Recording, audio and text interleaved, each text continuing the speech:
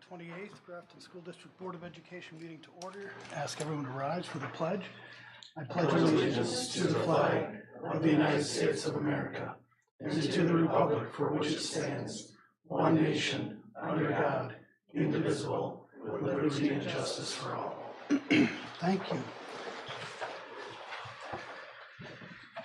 Let's move on to the consent agenda items. We have two items in the consent agenda this evening: approval of the minutes of the October 24th, 2022 board meeting and statement of receipts and expenditures for October 2022. A motion to approve the consent agenda items. So moved. Second. Any discussion? Hearing none, all those in favor of the motion, aye. Aye.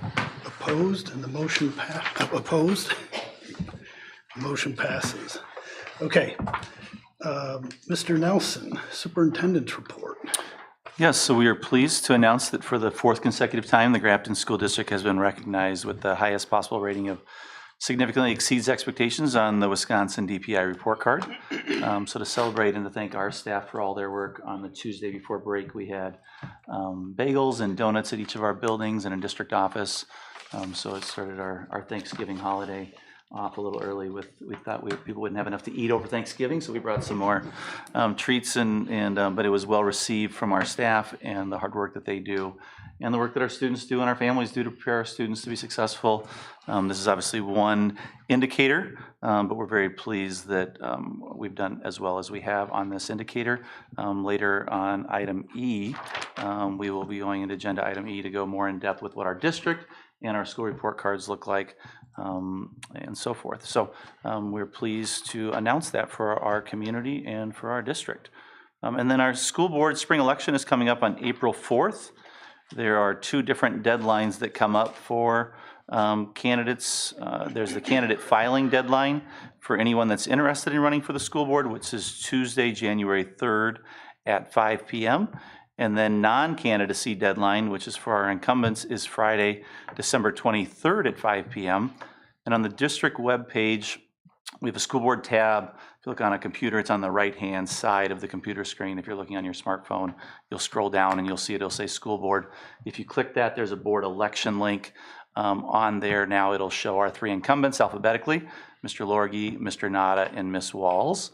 And this is also the location that we will update candidate profiles for both our incumbents and any other community members that turn in papers. You remember last year, the board, we chose some questions that we asked each candidate to fill out. Then we post those unedited on our webpage, and that's where we'll put that for both incumbents and for any other community members that turn in papers.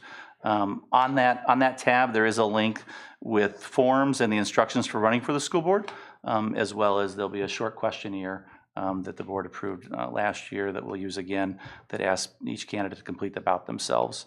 And then if anyone has any questions about running for a seat, they can either contact Mr. Largy or I, or for that matter, any other board member for information about that. They certainly can contact me now, still, at least for a couple of months. I think now is an appropriate time. I know I've shared with some of the members on the board here regarding my intentions for next year and for the upcoming election. And my intentions at this point are not to run again and to put in my paperwork regarding non-candidacy. And I reflect back on the last 20 plus years, and much has been accomplished during that time. And that is thanks mostly to the tremendous staff that we have here, the teaching staff that look after my kids, have looked after them, and your kids, and all of the kids of the district as if they're their own. And this administrative team, and then thanks to the students and all of the families as well. I'm honored to have served on the board for the last 20 years, and there have been many challenges, but we have capitalized on many, many more opportunities that have put us in a better state than where we were some 20 years ago now. And that's the essence of one of the things that I truly believe in, is continuous improvement and making things better every day and bringing about the results that we want to bring about as a result of our improving efforts.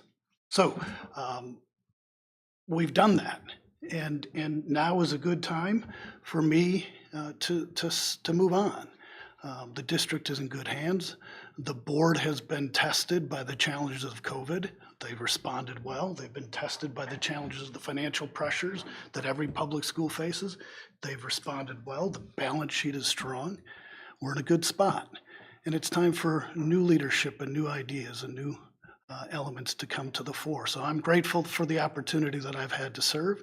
I'll have more to say as my time draws near in the months to come, but I think it's appropriate that people know that at least there's one open seat, and we welcome those within the community that want to step up and put their name in the ring and serve for this great district and this great community. So thank you. Thank you for sharing that. And I remember 3 years ago having the slogan of 3 more years with Mr. Lorgy, and he decided to run again, and not knowing that COVID was coming, that was really a blessing to have his leadership as board president. I'm grateful for each of our board members and the work that each of you do, but Paul's really done a great job for us, sort of guiding our district during difficult times and through good times, and he definitely will be missed, and we'll have more comments to say about you as well in a positive way, of course, but as we move forward. But we do thank you for your years of service and wish you the best, and just you're leaving us in a really good spot. And elections have consequences, and we appreciate the fact that you've run for 20 years. You've been here for 20 years. You'll be going 21. I mean, which is a tremendous legacy in and of itself. Moving on to my next piece is congratulations to the Grafton High School athletes for their accomplishments. And so I've asked Mr. Moore to come up and share those names with us. Good evening. As it is always at the end of each athletic season, it's my privilege to come on up here and inform you and take you through some of the unique accomplishments that our boys and girls have achieved over this last athletic fall season. GHS had a pair of state champions in swimming and diving, as Libby Michael won the 200 meter individual medley, and Miranda Utke was the state diving champion. So not one but 2 state champions in girls swim and dive this season. Hallie Grimm, Kylie Grimm, and Lola Michael were also state qualifiers, as well as Sophie Shoemaker being an alternate on that squad. So congratulations to those ladies and to Coach O'Connor. The football team won its first conference championship since 1995 by winning the Woodland Conference with a perfect 7-0 record. They finished 8-1 in the regular season and advanced to level 2 in the playoffs. First team all-conference honorees were Max Aria, Ben Birch, Jackson Heinley, Nathan Krause, Josh Leo Bryant, James Nellis, Jackson Schultz, and Jaden Teagues. Honorable mention all-conference honorees were Garrett Bonk, Vince Cameronese, Ben Doberfall, Carson Faust, Brady Hilgart, Mason Lemke, Tommy Lutz, Erza Manzour, Chase McNorton, Thomas Peterson, Dalton Randall, and Clay Wazardi. Ben Birch and Josh Leo Bryant went on to be named All-Region. And Ben Doberfall was Grafton High School's representative on the Woodland Conference Scholar Athlete Team.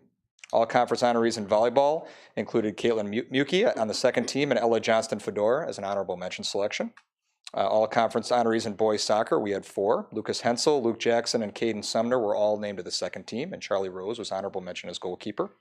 And then all conference honorees in cross country were Callie Faust and Gabe Miakowski, honorable mention. Callie was also honorable mention, and Callie Faust and Evelyn Schmidt both qualified for the state meet in Wisconsin Rapids. So a lot achieved over the fall athletic season, and that's a testament to a lot of hard work put in by our young men and women and our coaching staff.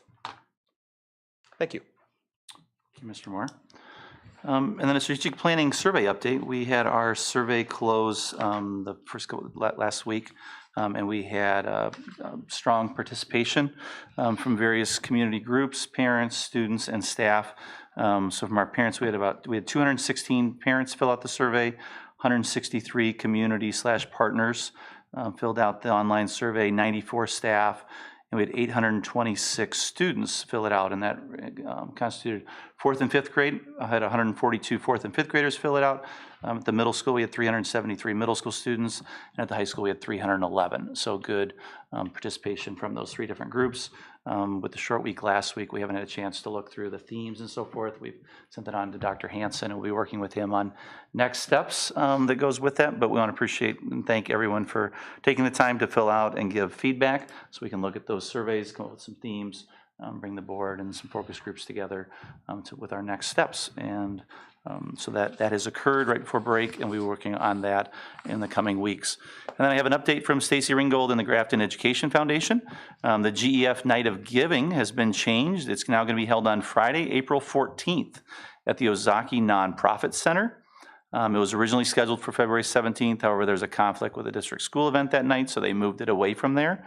They do say the chair people are aware that it's the night before junior prom, but that shouldn't be an issue for this event. And so that's Friday, April 14th, Ozaki Nonprofit Center for the Night of Giving. And then their grant applications are due February 24th. So appreciate all the work that those members do for our community and for our district. And with that, that concludes my report. Any questions for Superintendent Nelson?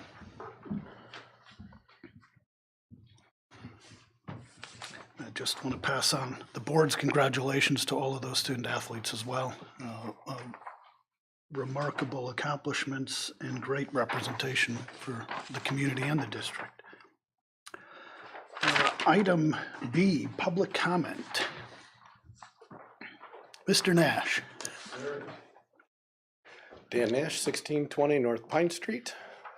First of all, didn't come to expect to hear that. So I have my whole little note thing right here. I want to thank you, Paul, very, very much. You were the first person I ever reached out on the school district when we were going through things with the referendum, and you always had an open ear, and your leadership and your example is just phenomenal. So congratulations, enjoy your time and whatever you're going to do with it. Not every Monday night, but I don't have to come every Monday night until you're gone. So. All right. I'm here on behalf of the Grafton Music Theater Boosters. On 12/6, we have the Kay Kennedy and Woodview 5th grade band concert and the John Long band concert up at John Long. And then 12/9 through 12/11, we have the GHS play, Murders in the Air. I encourage everyone to come there and come at intermission to help us figure out who the murderer is. This is my last play. I'm very excited about it. My boy is going to enjoy himself, and so will all these wonderful kids. And we got a lot of kids in there this year that don't normally do that, so that's a fantastic thing, too. 12:15, the GHS band concert, 7 p.m., back behind us. And then 12:19, the choir concert. Come out and hear some wonderful Christmas carols. And if you cannot come at that time, chamber singers are all going around town. I highly suggest to any of you that have not been to River's Edge and ate that wonderful stew in the pot, to just go check it out for them. It's a great night, and our kids will be up there. And last but not least, this is for all of you, okay? On February 3rd, next year at 7 p.m. at Grafton High School boys varsity basketball game, we're gonna have our GHS Pep Bam alumni and family night. So if you guys wanna buy a t-shirt, you wanna come out and play, you wanna bring your saxophone, you wanna do whatever you want, come out and cheer on the basketball team and do the Grafton fight song, which I have to learn by them because I went to West Bend. So I will never forget University of Michigan's theme song forever. So thank you. Thank you, Dan. Anyone else this evening? And I did not receive any emails by way of public comment. So we'll move on to item C, committee reports. We had one committee meeting. The curriculum committee met on November 14th. Carrie. It did. The curriculum committee met, and we first went over the tech department security updates, which was good. It helped the school board update our own passcodes to increase security for all of our emails, as well as for staff. We learned about the new course proposals. The teachers were kind enough to come and make their proposals and share the hard work that they've done to present some new and exciting classes, and that is agenda item F tonight. We went over the school report cards. They had just been released, and we'll go over it again tonight as agenda E. Mr. McMahon reviewed the curriculum cycle, and we learned about which classes in English and other things that are being updated. We got a reading update for elementary school, and then we got professional development update. All in all, a productive night. Thank you, Carrie. Any questions for Carrie? Seeing none, and that much of it is still to come on the agenda, we'll move on to item D, the personnel report.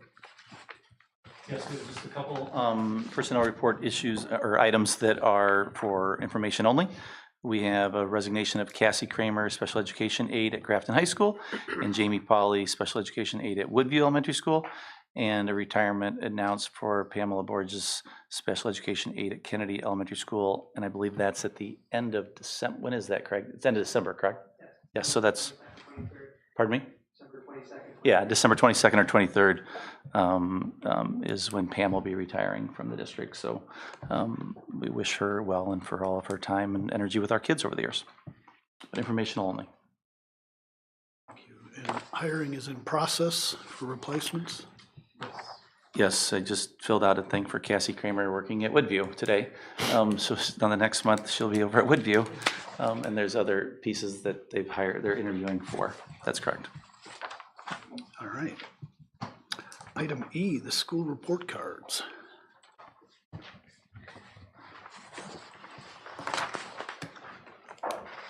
Good evening. When I presented to you a couple weeks ago, we didn't have the full information of all districts across the state, so some of the information is updated, and our presentation reflects some of those important updates.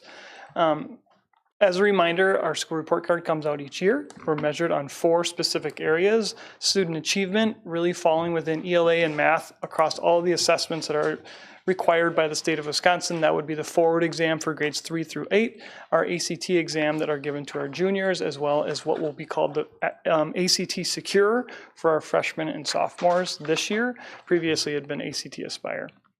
We're also measured with growth, how our students grow from year to year, and then target group outcomes, which I'll give a little bit more detail at when we get to that section. But target group outcomes is really reflecting on a specific group of students and how they grow from year to year. And then last but not least, on-track graduation or on-track readiness. Proud to show this particular slide. Grafton School District is 12th among 363 K-12 districts across the state. So as we look at those similarities, these are the districts that have 4K through 12, and we were ranked 12th of 363. Our overall score of 83.4 scores within that significantly exceed expectations, as Jeff had noted in his superintendent's report. A lot of great things happening in our district, and this report card reflects just one of those items. So you can see the trend back to 2013, 2014. I will note that the last 2 years, the report card has changed a little bit, and we'll talk about that in the next few slides. But for the last 4 consecutive school report cards, we have significantly exceeds expectations. And you can also note there was not a report card due to COVID in 1920. So how we're scored, you can also see that change and shifts based on our population from a free and reduced perspective. The more free and reduced numbers or free and reduced students you have in your district, the higher you're rated in the area of growth. Achievement has remained steady for the last 2 years, and so has growth as our free and reduced numbers have maintained across the district. And that also then changes and reflects based on each building too. So Kennedy will have different growth targets versus achievement targets than Woodview. The John Long scores will also be different than the high school. So that is what our district report card is rated on within these 4 areas of achievement, growth, target group outcomes, and on-track graduation. Some highlights and positive things within this. Without a doubt, we've seen some successes as it relates to on-track graduation, and that was one area that we saw an increase from 2020-21 to 21-22, and we'll talk specifically what that looks like. One thing the state of Wisconsin started to do last year on the report card is measure your district or school against other districts across the state, and they show that as a percentage. And so it's something that we're very proud of. We continue to outscore 92.9 or more of all districts in the state in all 4 areas, with our highest area being on-track graduation of us outscoring 97.6% of districts in the state of Wisconsin. So as we compare specifically achievement as it relates to the forward exam for grades 3 through 8 and the ACT at the high school, we can see that our achievement has actually remained steady the last 2 years. You can see within the small print that our math scores went up slightly by just a small decimal point, and our ELA scores went down slightly from 2020 to 2021 to 21 to 22. Certainly areas that we can continue to focus on. You've heard us talk a lot about reading, and that will continue to be our focus. But again, You can see that the state reflects where we score as a district according to across other districts in the state of Wisconsin. Growth, this is one area that we did go down from 2020 to 2022. You can see that one of the areas that also across the state, other districts went down as well. We still stand pretty close to where we were and comparing to other districts, but one thing that we did see is the area of growth, and really we had a high score in the area of mathematics at our high school of a perfect score in the previous year, and so to go from 100% to those lower scores, we did see that reflected across our entire system within growth. And each each school will kind of talk about where that falls within each building, but something we continue to be very proud of as we outscore 92.9% of districts in the state. Target group outcomes, this is new as of last year's report card, and this is a way for us to really determine value added of our district and how our students respond by being here in Grafton. And so what this equates to is they take the bottom 25% of students, how they scored last year in every single group, whether it's race, whether it's special ed versus non-special ed. They'll take that group and they will monitor and take a look at how they've grown to the following year, and to see, did that group of students, that specific lowest quartile, did they grow? And this is one thing we continue to see success in, and our students that did struggle in previous years, we are responding through intervention, and you've heard us talk about SOAR and ROAR and Black Hawk time. This is where we would respond to some of those students that struggle and get them intervention and support, and this would be an area that we've seen some growth in those target groups. And I'll show you a slide in a second on what that looks like as we go across the entire system and what we would call a value-added system. On-track graduation, this was our highest area that we went from a priority area score of 93.2 to 93.7. On-track graduation looks different at each building. As you can imagine, at the high school, it's how many students are graduating. At our middle school, it's measuring algebra readiness. At our elementary schools, it's that third grade reading score. And then at all buildings, it's really tied to attendance as well and how our students are coming to school prepared to learn. And so this is definitely a success of us outscoring 97.6% of districts in the state of Wisconsin, really getting our students to graduate and be life and career as well as college ready. This is one area that I did want to focus on. This is that value added. You can see that, I believe it's on page 5 of the district report card that you have in front of you. And it's where they essentially look at every smaller group, every category, and determine in both ELA and math, are students better off being in the Grafton School District because of the work that we're doing from a teaching and learning perspective. And you can see that every area we see our students scoring above the average. That line going down right down the middle is reflective of a 3.0. And so all of our areas, all of our subgroups are scoring above the 3.0 and having value added of students consistently being in our system, growing and improving each and every year as we look at the entire system. Our English language arts scores range from 3.7 to 3.9, which is certainly a celebration. Interestingly enough, our math scores were from 3.1 to 3.6, but again, all above average, but certainly something that we look at and track across our system. Each of our buildings then look at their buildings and see, are there subgroups at their individual buildings that are scoring above 3.0? And then we can start to target and dig down into those individual groups at a building. But overall, as a district, all of our areas score above that 3.0. I'd encourage you to look at other districts and see if that's reflective in other districts, and it's been hard to find a district with scores like that above average in every single category. So something we're really proud of and wanted to showcase today. I'll take questions about our district before I turn it over to Scott. If you have any questions for me about our district. Any questions for Mr. McMahon? Certainly a celebration. I'll turn it over to Scott to go over the highlights at Grafton High School, the number 22 ranked high school across the state as we compare to 407 912 schools. Good evening, everyone. I'm excited to be up here to talk a little bit about the Grafton High School State Report Card. I know I had a chance to share the in-depth findings of that at our curriculum committee meeting, so I'll just hit a couple of highlights here this evening. As Michael indicated, looking at all of the scores, we are the number 22 ranked high school out of 407 912 schools in the state of Wisconsin, and we have an overall score of 83.1, which means we significantly exceed expectations. So as you can see, as I shared prior, is that's our third straight report card release that we significantly exceed expectations. Certainly proud of all of our students and staff members for all of their hard work to make this happen.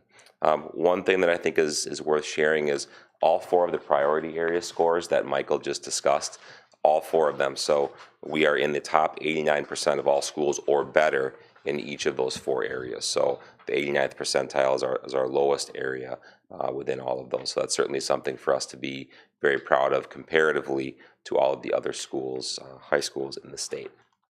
And then, just a little bit more specific in terms of points of pride, I want to talk a little bit about our growth. All of our categories in ELA and math, when it comes to growth, exceeded the average growth score that Michael just talked about of 3.0. So this includes our students with disabilities, our economically disadvantaged students, and also students who are not proficient last year. So we had very good progress and growth with our students in those areas, and certainly worth pointing out. That's something we talk about frequently, is the progress of all of our students.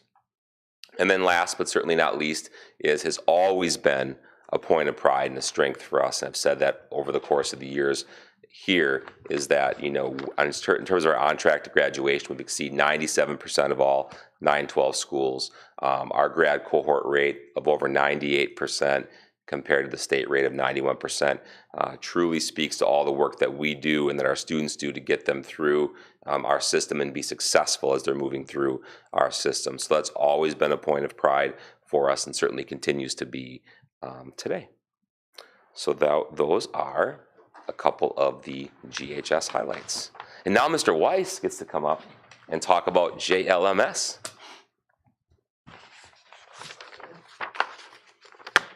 All right, well, good evening, everybody.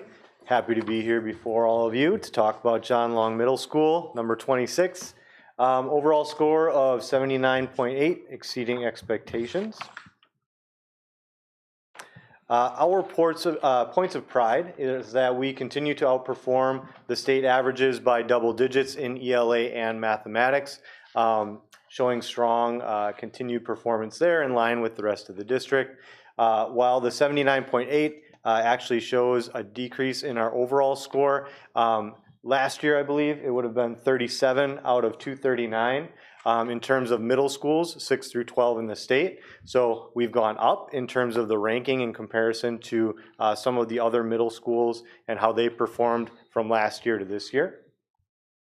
Additionally, looking at that target group, the one that is made up of our lowest performing students historically, they did well, showing growth similar to that of their peers, so keeping pace there. Attendance for that target group is also similar to their peers. We know that coming to school is the main foundational thing that we need to continue to focus on. Having that attendance leads to on-track graduation and obviously performance, being able to learn in the environment. On track for math far exceeds the state average, so we gained on the state there. So we increased our lead over the state to 21.8%, which is larger than the previous year of 18.6. So some real nice points of pride for John Long. So we're real proud of that, real proud of where we are and where we're going, and so is Kennedy Elementary School. Mr. Gunderson.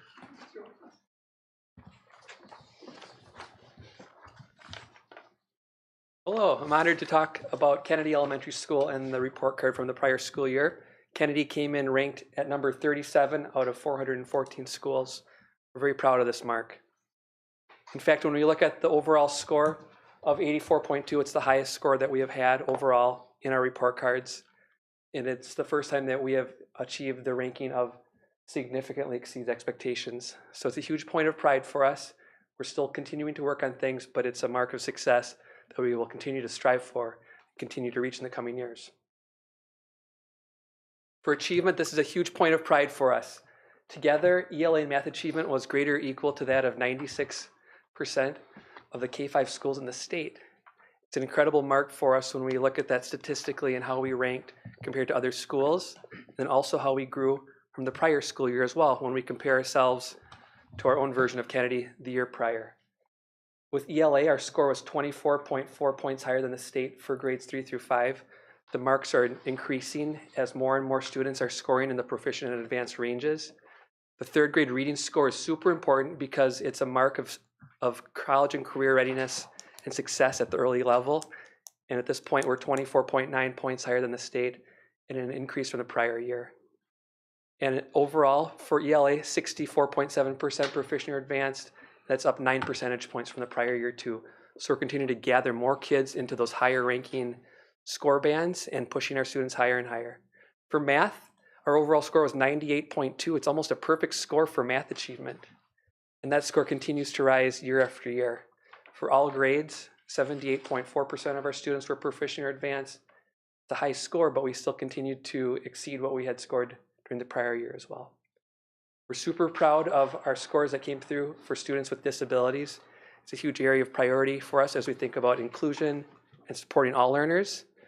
And when we look at these marks, we were 17.4 points up in ELA and 23.6 points up in math. And that takes a huge team effort, and these scores are something that we have fought and worked very hard for and have been the result of a sustained effort at our elementary level. So with that, I'd like to turn it over to Mrs. Schwensen to talk about Woodview Elementary School.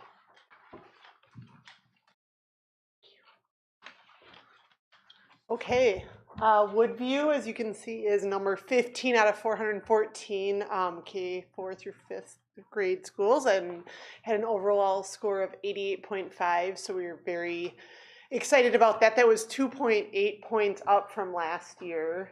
And we also saw improvements in achievement, growth, and target group outcomes. So we are really excited about that. 88.5 is the highest score Woodview has received in the last 5 years. So lots of celebrations. In addition to that, our ELA and mathematics achievement was the same or higher than 94.6% of K5 schools in the state, which is a 4 percentage point growth from last year. So that was another point of pride. Our ELA achievement score was 21.9 points higher than the state.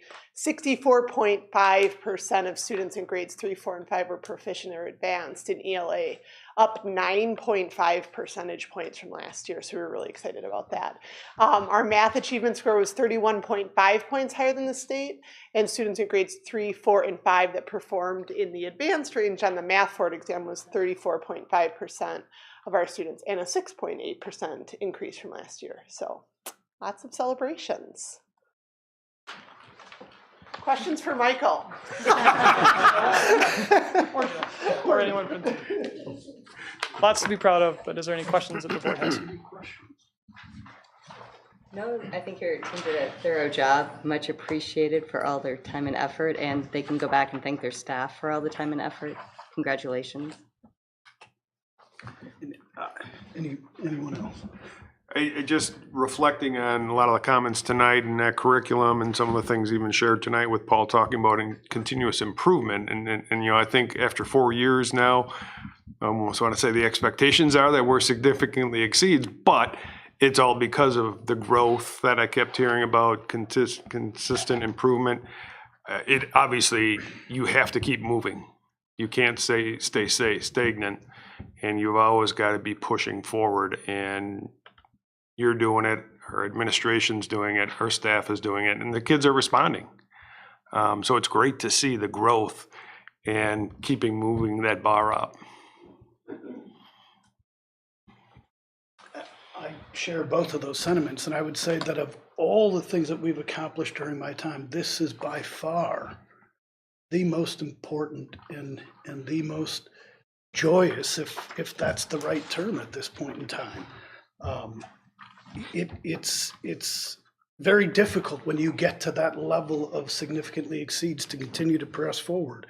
But I can tell you, now I wasn't at the November 14th curriculum committee meeting, but I'm certain that we talked and celebrated not only all of the points of pride that we talked about tonight, but the opportunities for improvement that each team takes back to its building to address and look at, that the district takes back to the data retreat, so that we can form and use that information in a spirit of continuous improvement to always press upon significantly exceeds even further. That is what is most remarkable. And so, and it is interesting that these report cards have their genesis about the time that I started on the school board in 2001. No Child Left Behind is where these report cards or the previous versions of them came about. At a federal level, essentially, to provide an accountability tool for districts. And administration after administration, staff after staff, you have managed that extraordinarily well to get us to this point, and I can't be more thankful for all of the work and the efforts, and please take that back to your staff and the kids and the families for their efforts. It is tremendously appreciated, so thank you. Thank you.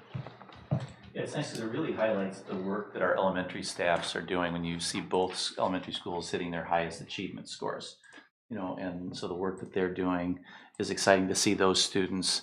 It's the feeder program, right? It's the feeder program coming up through our system. We're seeing graduates leaving prepared for college, career, and life. And now you're seeing students that are also being prepared for career in life, but also being prepared for college, and expectations as they're moving forward is going to get higher because they're achieving at these high levels. So it's some of the changes that we've made, the board is supported with Bridges. Now as we're looking at some of our reading curriculums, we continue to see reading as being key. And there are some of those levers that we see as like, wow, these could really be high impact levers that could move us even further. And more students being successful, but we are proud of the work that our staff does. We do want to, so we paused to celebrate that work, and we have expectations that it will continue doing well for our kids, and our kids have those expectations, and so do our families. So it's exciting times. Yeah. Thank you. Thank you, Michael. Thanks, Michael. Don't go anywhere, please. Grafton High School course offerings. So additionally, at the November 14th Curriculum Committee meeting, we had a group of teachers that came to present our new course offerings. This process begins as soon as we come back to school, August, September. Our teams, our departments start to look at opportunities to change and shift and provide opportunities for students that are going to help push them and move that growth target. Specifically, our biggest changes are falling in the area of art. We have a number of new courses tied to Claire Butler. Our new art teacher came and spoke about some shifts that she would like to see made, and so we're bringing forward these changes. Two of these classes would be Jewelry Metals 1 and Jewelry Metals 2. This would replace our Art Metals class and focus on jewelry design. Claire had done some work in checking in with students to see their interest, to see if this would relate to some things that our kids are interested in, and that was certainly part of that process. The other change would be a creation of Digital Arts 1 and 2, which is a combination of graphic design and photography courses. Again, connecting some things that are currently in place with some digital aspects through the computer, as well as photo opportunities.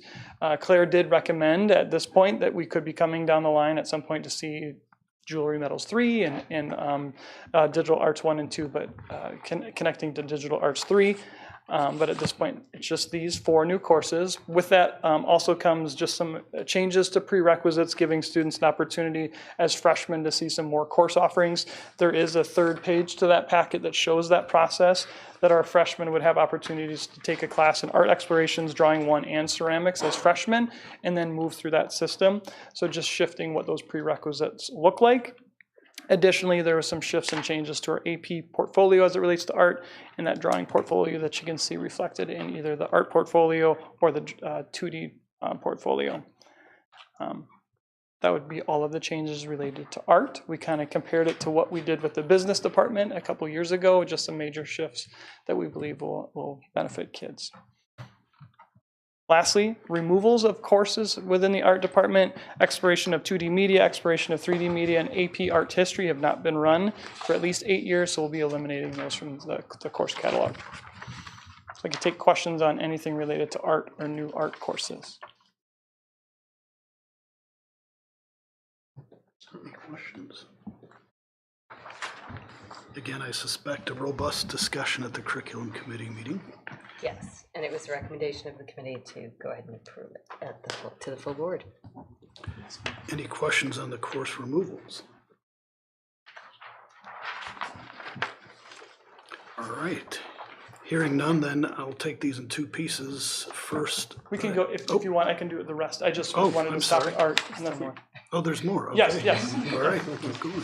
We'll continue with communications arts. This is just a shift and change within what it looks like in the handbook, making sure students are aware that this is not a fourth credit when they take publication design and productions.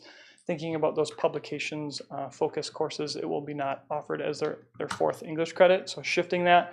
Additionally, a shift in world language. We'll be offering Spanish 3 next year in lieu of the two-step process of El Quinto and Adelante. Our Spanish department will be working together to merge those two courses into what we would call Spanish 3. Working with our guidance department, it just kind of flows from Spanish 1, Spanish 2 to Spanish 3, similar to what we do with German. So working with the Spanish department on that, we'll make that recommendation. And then finally, one course that I'm certainly excited about. You've heard Jeff talk about this for a number of years. Just introduction to education and getting our kids opportunities to look at the field of education. We should be the biggest cheerleaders for future teachers, and so we're going to offer that opportunity for students at Grafton High School in a course called Introduction to Education, where students will be able to get 3 credits through the UW Oshkosh CAP program to really start to work on, is that a career path that they would like? Also just thinking about pathways in the area of education and opening those opportunities. It became very real this year when we did our tour around Grafton, and we had 3 previous alumni on that bus come back here and be teachers. And the more we can have that, the more they're going to stick around, because they know the system, they know our school, and they have an opportunity to see what's so great. So that's the other new course. And that concludes all my courses. And it is a recommendation of the committee to approve the education class, the new art classes, and the reorganization for English and for Spanish. Okay, so then, are there any questions for Michael? I would entertain a motion to accept the curriculum changes, including the additions, removals, and changes as presented. So moved. Second. One last time for any discussion. Hearing none, all those in favor of the motion, aye. Aye. Opposed? And the motion passes. Thank you. Thank you. Item G, student handbook revision. Staff handbook. Sorry, staff handbook. Yes, so administration is bringing forward a recommendation for a change to the staff handbook. As you are aware, there are areas outside and inside education where there are shortages of staff, including bus drivers, paraprofessionals, and this includes substitute teachers.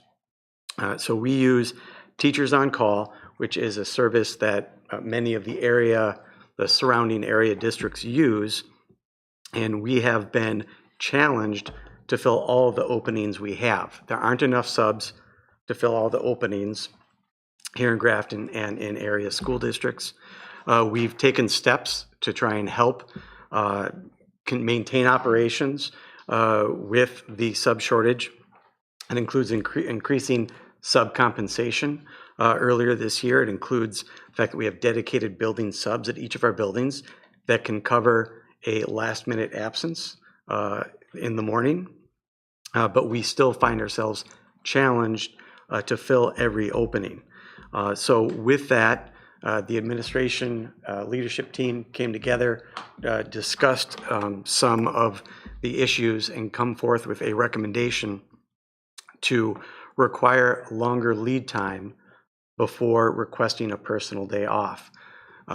As I mentioned, if there aren't enough subs that plan on working a certain day to cover all the openings, they may take those positions as they open up, and as you get closer to the date, there aren't any more subs available to take additional openings. So we believe that by ensuring those planned personal days are requested earlier, we can increase our fill rate with those vacancies. So the language does move a required 2-week lead time instead of the recommended 5-day lead time.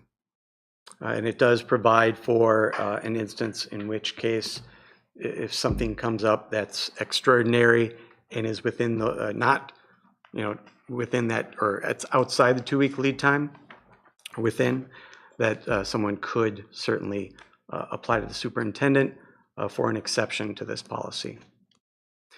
So with that, if there are any questions, comments, this is the recommendation that administration brings to the board.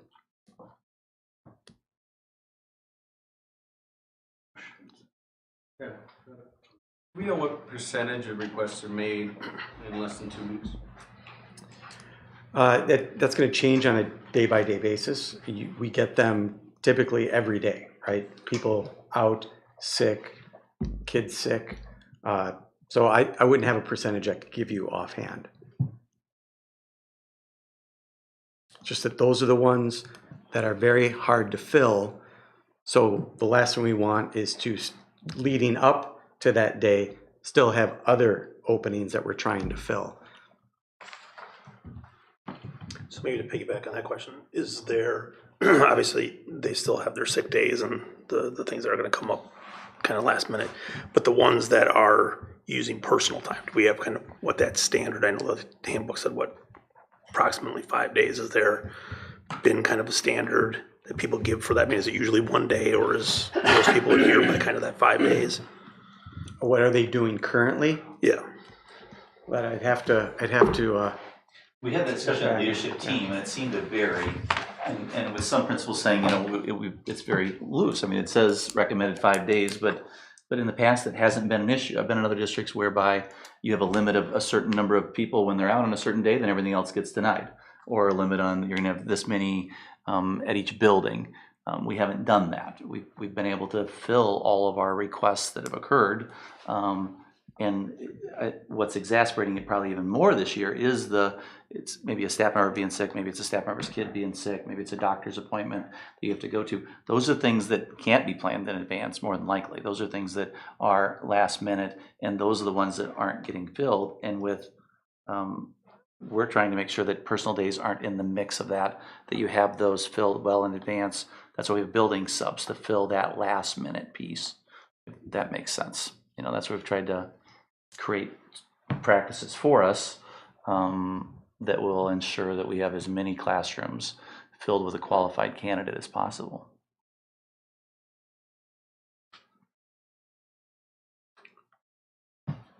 Just the thought process is that it's a benefit, and it doesn't seem, and I'd love to be corrected, that there's a hard data that, like, how many instances is this happening, right? And if it were to change, what would be the impact or the perceived impact to the teachers that it's affecting?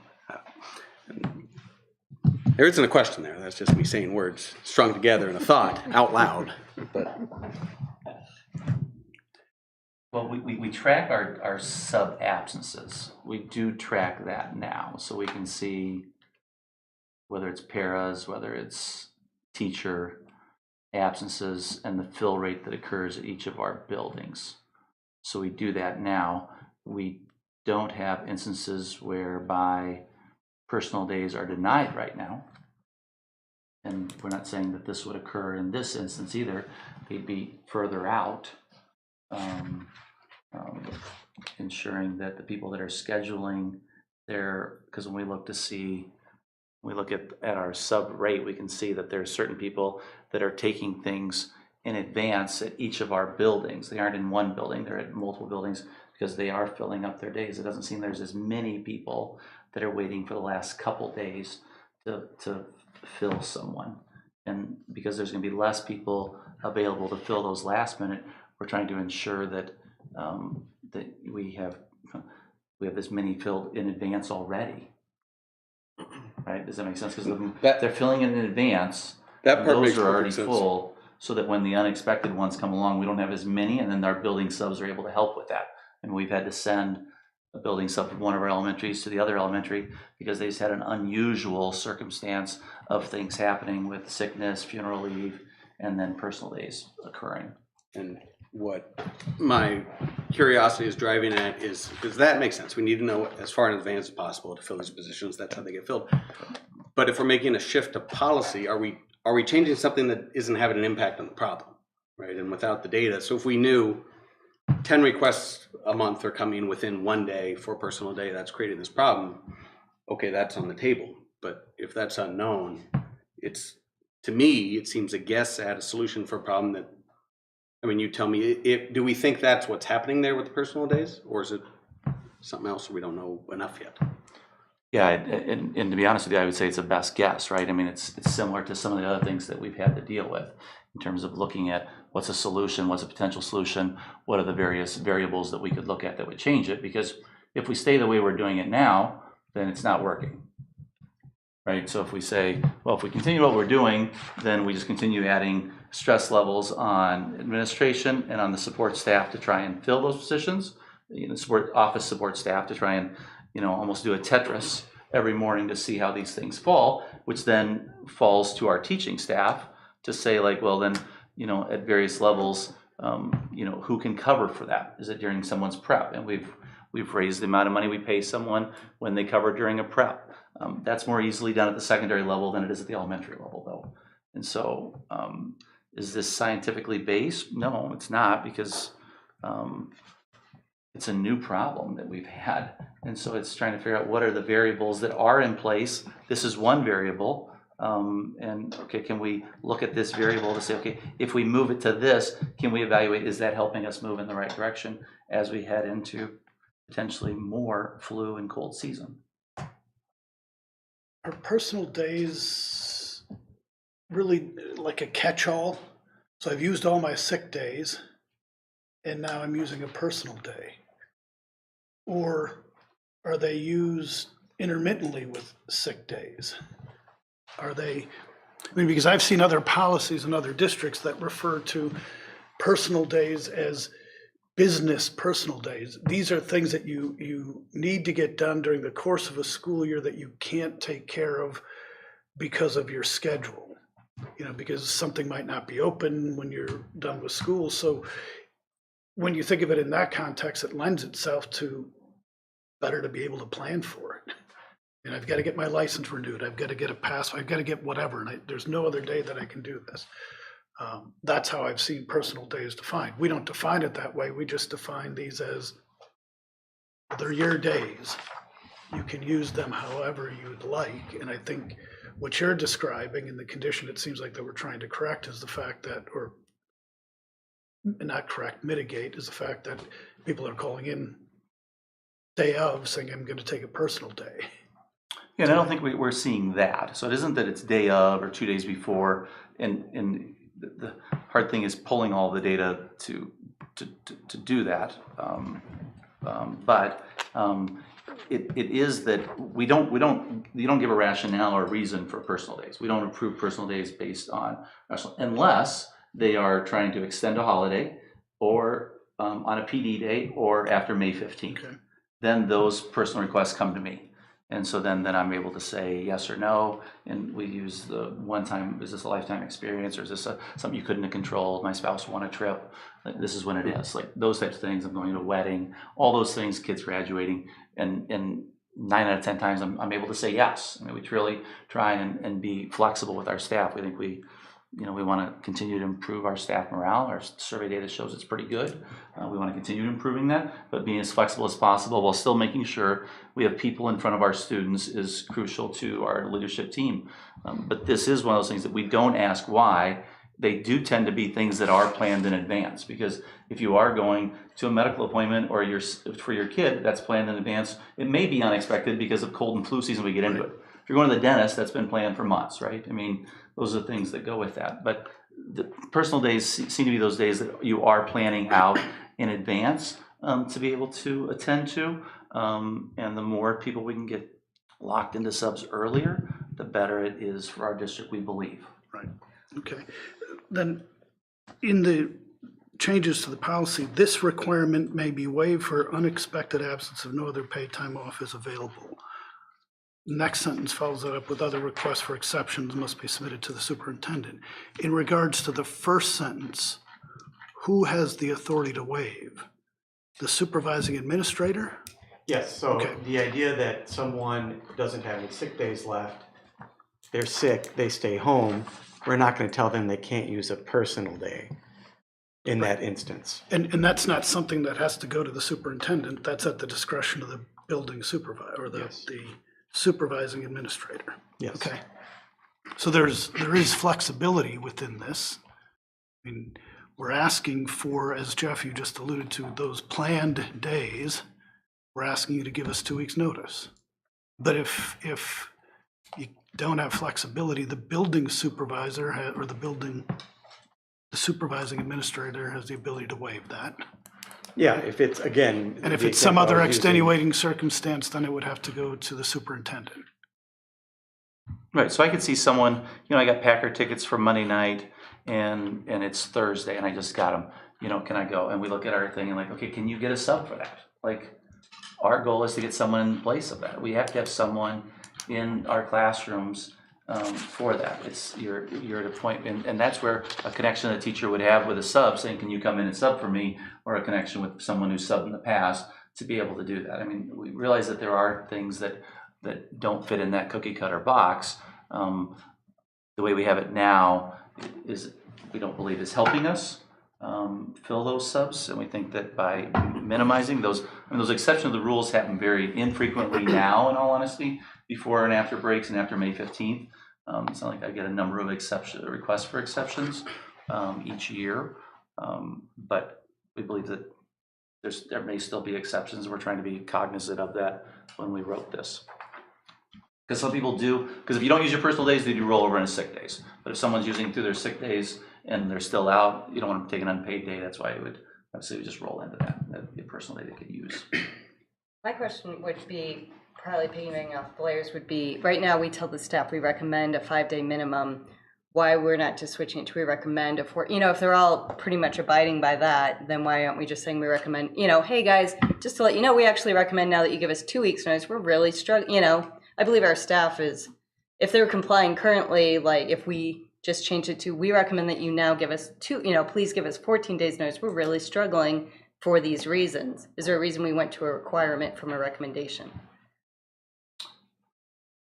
Yeah, our discussion was along the lines of, at first the requirement we talked about was 1 week, which is similar to what we have now. And if we believe that they're applying to it and then it isn't working, then adding an extra week of that on there, I guess. Well, and I think, as I recall, the concept of requirement was that when we had our discussion about the recommendation by its nature not being a requirement, each building could kind of do it differently, right? And the culture in each building kind of could grow into, well, typically we ask it 3 days and that gets approved, right? Moving to a requirement does at least take away, this building is going to handle it in one way and this other building will handle it in this other way. So now that if you're within that 10-day, or if you're within those 2 weeks, then that's got to go to the superintendent. So that's why moving from recommended to requirement. That way people are consistently between buildings applying the principle. So what I guess I'm getting out of this is like it's a preventative nature. Like, we want to prevent this from happening such that we can fill these. And 2 weeks gives us better ability to fill those vacancies when we know them in advance. But yet there are going to be opportunities that things come up. It's not like you're not able to get those days off. You might not be able to, but we'll work hard to not. But Right. But if we can have people then intentionally saying, "I'm going to plan these things out in advance," then we think that's going to help us have a better understanding of getting those subs filled, those classrooms filled. Yeah. I mean, each building is trying to create creative ways to communicate with their families, to get people interested in subbing in our community. We're adding something into our district newsletter that we're sending out across the whole community to get people, if you're interested in subbing, if you're interested in helping out in some way. It's resulted in, I think, the elementary schools each getting a couple people, but they're not beating down the doors yet, but we're just continuing to express that need and that we have for our students and for our staff.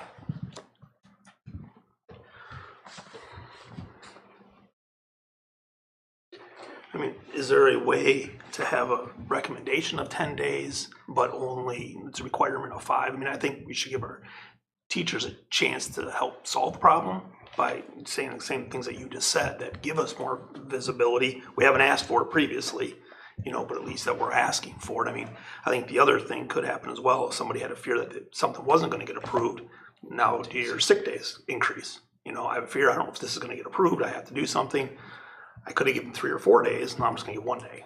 And it's gonna be a sick day instead of a personal day. I mean, you know, could you have some of that as well, of somebody, because obviously it won't look good if something got denied and then they're sick the day that they were denied. I mean, I guess that would be my only fear, is that I think we could go to the staff and let them know that the things that they do have scheduled further out, the expectation is give us that 10 days, it's gonna be approved, that's what we need. You know, get beyond 5, then there's some risk. Yeah, I believe our staff is ethical, so I don't think we're gonna have someone lie and say, you know, I'm gonna call in sick and then I'm gonna go shopping. And I'm not saying you're saying that, but I could interpret it that way, and we aren't saying that. So I don't, we aren't trying to put issues in or barriers in place for staff to be able to use their 3 personal days that they have for the year. But we are trying to make sure that we have staff that are qualified sitting in front of our students that don't require us to not be able to offer a classroom environment for kids. And if we have 10 or 12 people out in a building, then, you know, you start looking at what percentage are we looking at and filling and all those pieces and rotating people around. We need to do something differently. But obviously, yeah, you're right. When you set a rule, if someone is unethical, then that would be an issue that'd be a poor choice. But what is happening now isn't getting us to the point of being able to have it be filled. And there's a lot of factors that go with that, as we've explained. Topher's explained it, I think, pretty well, at what's put us in this spot. And there's a lot of industries struggling to fill those pieces. So we're all, you know, industries opening around us that are trying to fill their stores with people so they can open, and everyone's struggling to fill that. Obviously I understand that dynamic. I worry a little bit that the restriction on it, not that somebody's gonna leave education because of it, but any restriction on when you can use your time off isn't helping that. Again, I don't think that is some great tipping point, but versus maybe to Carrie's point, just saying the recommendation was 5 days, now it's 2 weeks. And here's why, you know, because we don't have bodies to get in here. You know, it's a royal pain to fill, you know, those days that are shorter. Not suggesting, I mean, I kind of agree with Steve's point. My first thought was, I'm just not going to ask, I'll just be sick that day. You know, I mean, it's kind of like a little bit with the COVID, like, well, if you have a test, then it was like, well, it just won't get tested then. And I feel like we saw that, and that's not to suggest that was unethical, but I think it's a pretty logical way to think about it.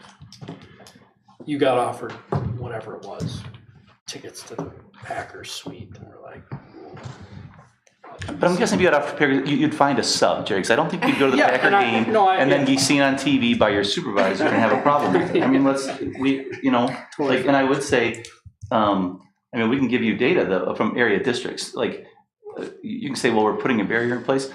We're the only ones, I'll go out on a limb without knowing the data, but I would say ours is the least restrictive anyone that we'll look at. But without correlation and causation to the substitute problem, because the other side of the equation is restricting the benefit, right? And if it was, we are having a sub-crisis because everyone's giving notice 1 day in advance, okay, let's talk about that. But if it's unknown, for me, and I'm hearing echoes of this, it may be a leap to go from 5 days, please let us know, to 10 days mandatory. And is there something collectively, please 10 days, this is the crisis we're going through, and then track to see how many are less than 10, and is that helping or hurting or indifferent?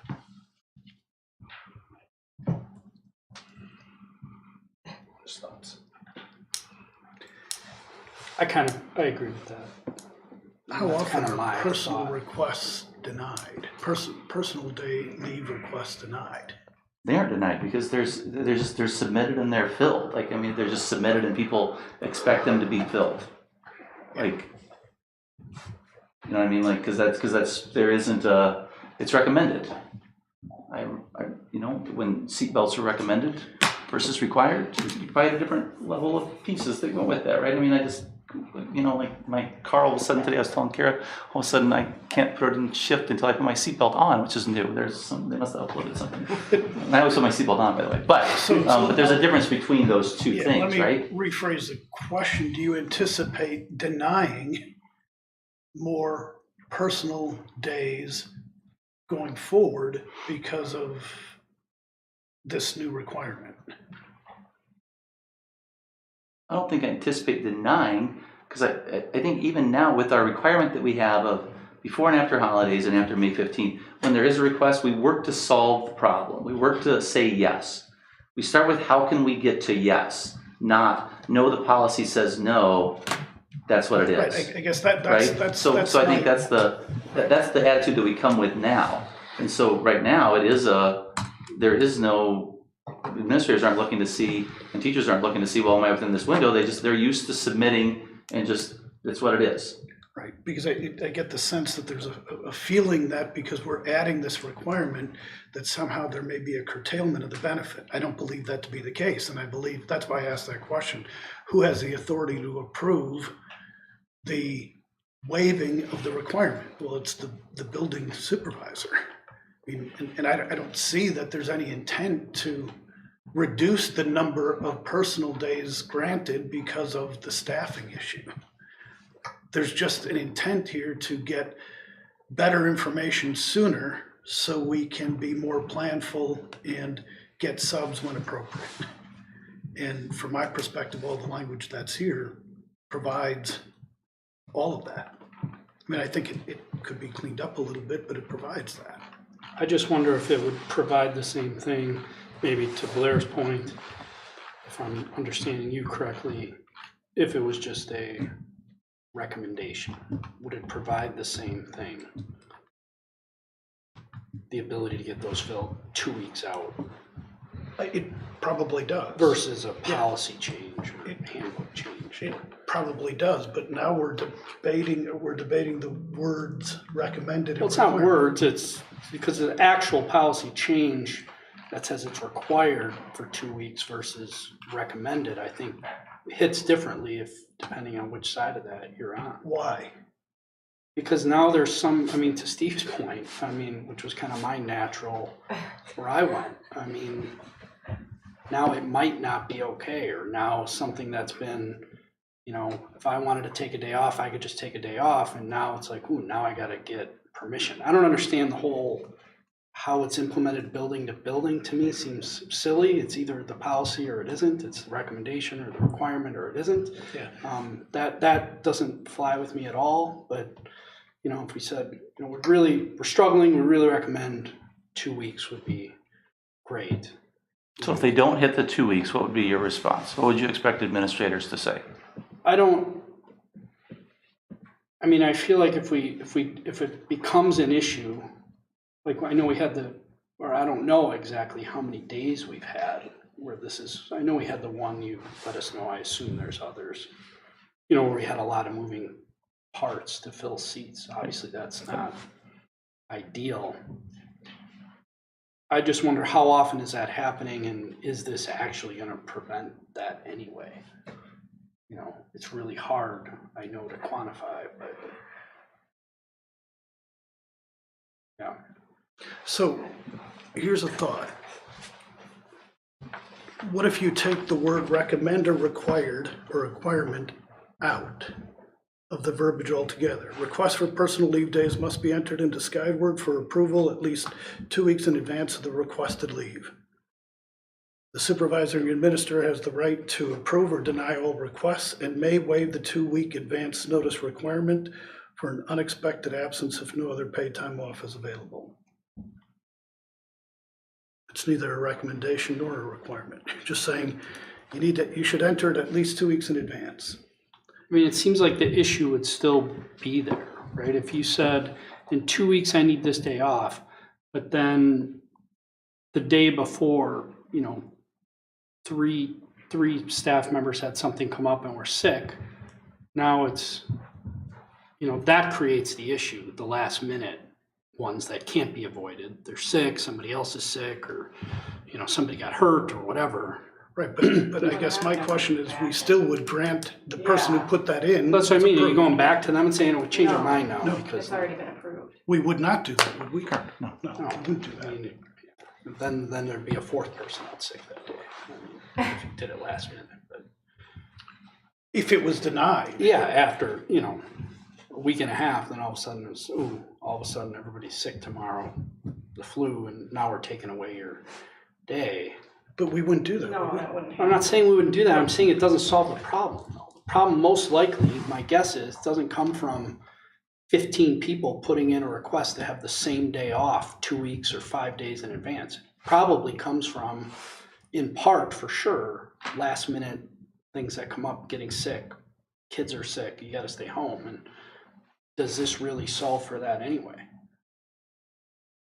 It mitigates that. It's one of the variables that we can control. Right. We can't control those other variables. Right. We can't control someone being ill, or the kid being ill, having to go to an appointment. Those are things we can't control. So what are the things we can control is how much lead time is given to people so we can fill those sub positions. It doesn't appear that those are the things that people are going to hit last minute. So then how can we minimize the number of unexpected openings in a short period of time? And that's by extending the window for people to request leave. And in considering that request, we will take into account, as noted here, lack of any available other time off, right? That's in the instance of an unexpected expense. That's super. Absence, That'd be right? super. Yeah. Like you're sick, Yeah. but I don't have sick time, so I'm gonna put in and use a personal day, so I don't go unpaid. And that's where a supervisor could approve that. That wouldn't have to go to the superintendent. So as originally written, it's, as this was written, this was someone who says, you know, 7 days out, hey, I have Packer tickets, I'd really like to go, I'd like the day off, this is a great opportunity. That would be what would go to Jeff for approval.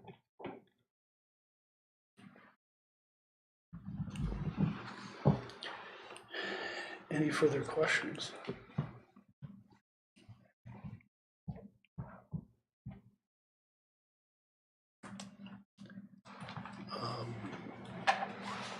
Then I'd entertain a motion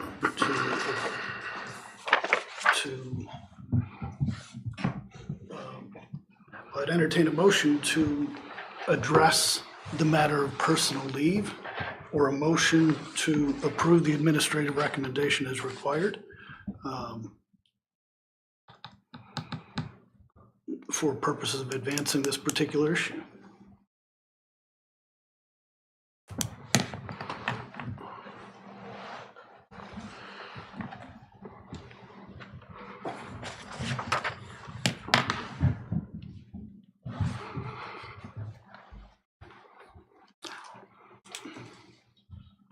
I'm not hearing any motion.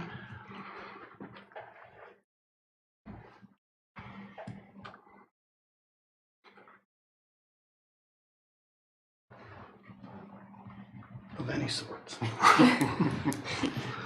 Okay.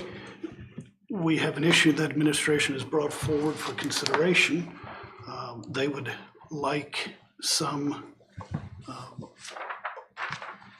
assistance in terms of policy relative to obtaining advance notice of days away.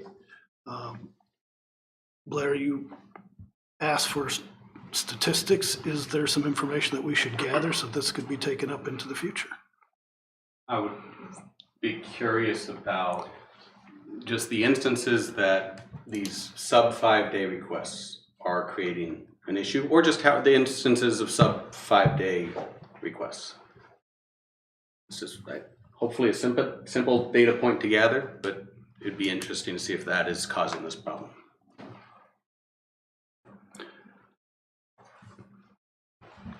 Any other data that somebody would like to? Can we gather that data?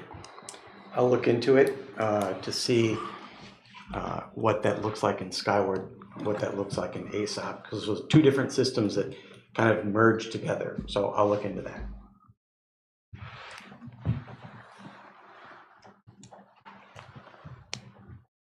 In the meantime, can I make a motion? You can, absolutely. Can I make a motion to change the wording to, so personal leave days must be requested and entered in Skyward as far in advance as possible, with a recommendation of 2 weeks in advance.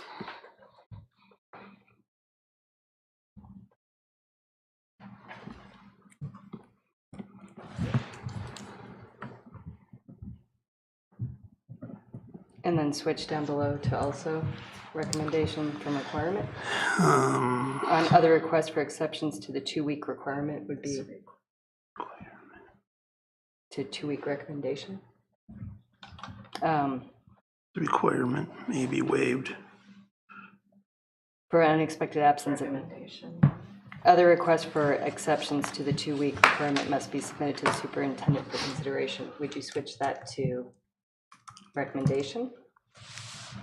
Do you see which line I'm talking about? So you're saying that this requirement may be waived. Well, do we just take that completely out at this point? Okay. Because it wouldn't be a requirement. And you said you just leave it, because that was what was at. I mean, you still have, because the wording of the supervising administrator has the right to approve or deny all requests was in the previous language, correct? Okay, yeah. So if you just changed that, and then, so the emergencies may delay the request submission of Skyward until the employee returns to work. I think we can keep that straight still. Okay. So then it would be striking, this requirement be waived.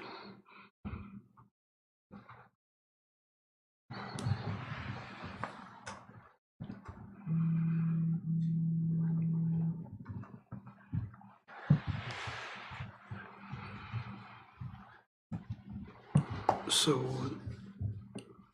the motion is to amend the personal leave policy, in particular this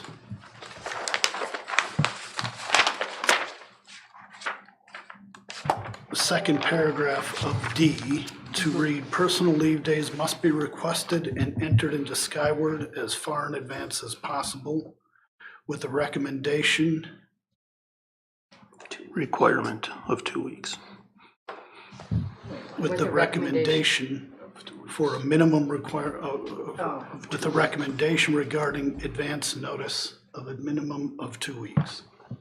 That's the recommendation, correct? Could you run that back? Personal leave days must be requested and entered into Skyward as far in advance as possible with the recommendation of a minimum of 2 weeks in advance. Right? Correct. Okay. And you'd get rid of. Then everything else is striked until you get to The next sentence is the supervisor. struck. And the one after that. The next one, the 2-week notice may be waived for unexpected absence if no other paid time off is available. Wait, where are you? Instead of saying this requirement. Yeah, you'd have to remove requirement, right? Yeah, In 2-week the- advance in the- notice, well, how about just reiterating? 2-week advance notice may be waived for an unexpected absence if no other paid time off is available. Okay. Waiving a courtesy, right? You're asking them to give 2 weeks, so doesn't hurt. Right. And I would even, no, I'm suggesting 2 weeks notice may be waived by the supervising administrator.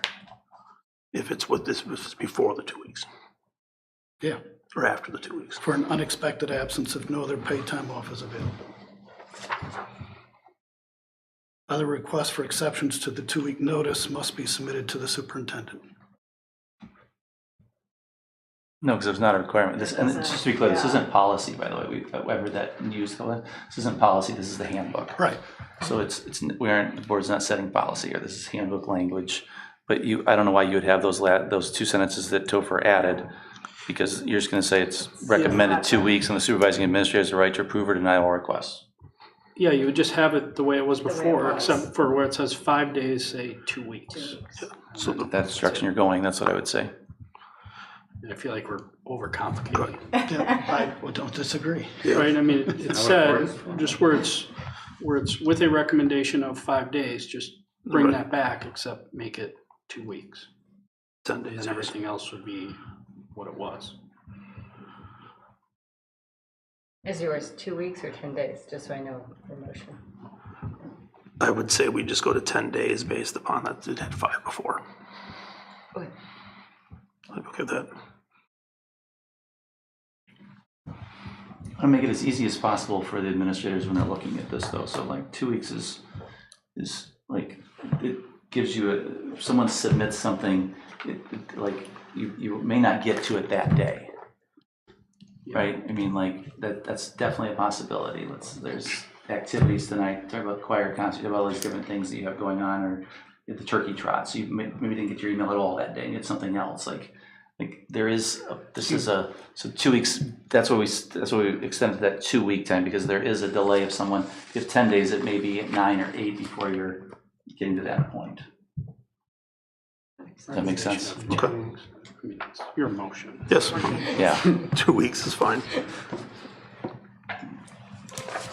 Okay.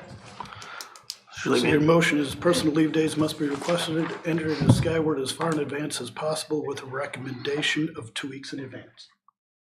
Yes. And then it would then All continue the on. language is struck. Then it would go, the supervising administrator has the right to approve and deny all requests, which they do today. I will second that. Can I, sorry, not that I want this to go on longer. But the sentence, this requirement may be waived and so forth, was to kind of clear up what the emergencies sentence was referring to. The idea that someone would be out sick, for example, and obviously wasn't going to be putting in a personal day because they didn't expect to be off, but they're out of sick days.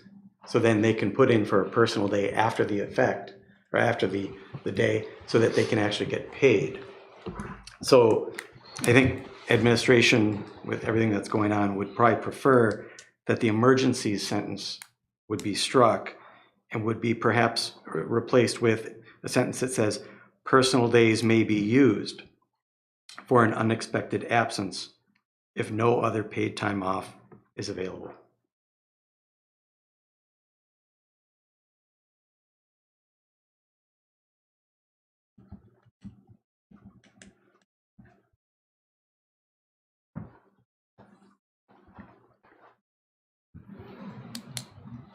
Okay. I think that goes a long way to reinforcing our desire to ensure that there's flexibility associated with personal days.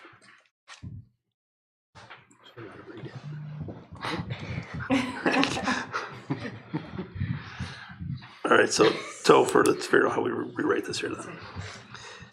So if we start with just so personal leave days must be requested and entered into Skyward as far as advance as possible with a 2 week, with a recommendation of 2 weeks in advance. Correct. And then your wording then would be, Personal days may be used. personal leave days may be used for an unexpected absence if no other paid time off is available. Yeah, just striking that first part of that. So the requirement, so personal time may be. And then the supervising administrator has the right to approve or deny.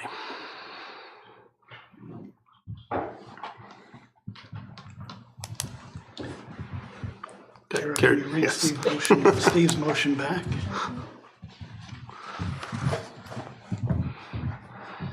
So it would be to change the wording in the staff handbook to state personal leave days must be requested and entered into Skyward as far in advance as possible with a recommendation of 2 weeks in advance. Personal leave days may be used for an extended absence if no other paid off time is available. Unexpected. So extended. Instead of I'm extended. sorry, it's unexpected, I'm sorry, I misread that. And then that would be the only change. And then we could just continue with the supervising administrator as the right. Your motion? Yes. Good. Do we have a second to that motion? I'll second. Any discussion? Blair, you'd still like to see some data gathered? Correct, but no discussion on the matter. Right. Okay, all those in favor of the motion, aye? Aye. Opposed? And the motion passes.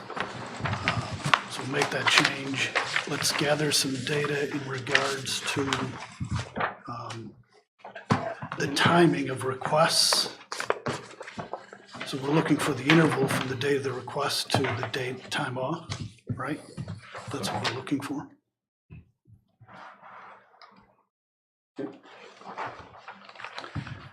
Okay, Well, that would only be if they want to continue with the requirement. Well, No, I want to solve the problem, right? The problem's Yeah. still, that's the big deal. I just, right, but having that data, Correct. I mean, do we see, we're getting requests on average 3 days. 10 days in advance, and it's allowed us to schedule subs better. correct. So the change has had a positive effect. Or we're getting requests 2 days in advance, and we're able to schedule subs better. And what does that mean? Okay, so we understand the data that, okay. We'll look into seeing, how that's How made simple available. That might be, It is to yeah, pull in all honesty, but. it might not be a very easy thing to track. All right, thank you. Also, on to gift report. So we have a gift that we'd ask the board to accept from the Grafton Stingers softball. It's a restricted gift for the Grafton High School softball team. Paul and Katie Marty are the contact people for it. It's for a softball pitching machine of $3,895. Any questions?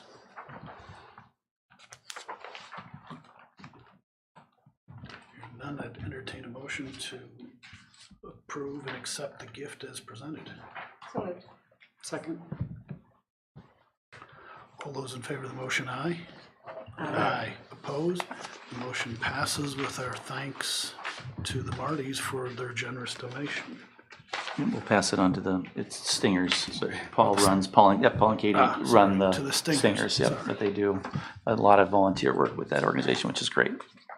We will thank them on behalf of the board. Item I, second reading and approval of Neola policies, policy 5410, promotion, placement, and retention, and policy 8510, wellness.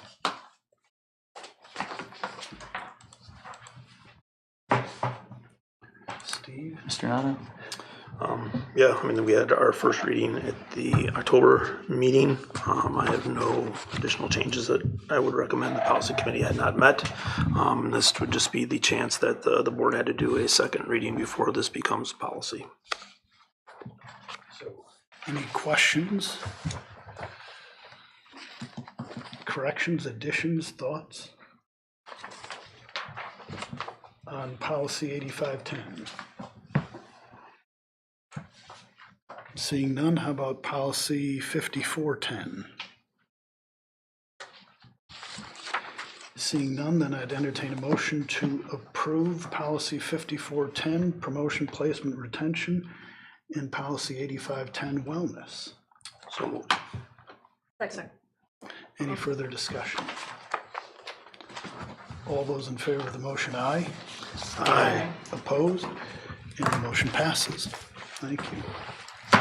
All right, then the Board of Education will convene in a closed session to consider 1, paraprofessional compensation, and 2, strategies for crime detention and prevention.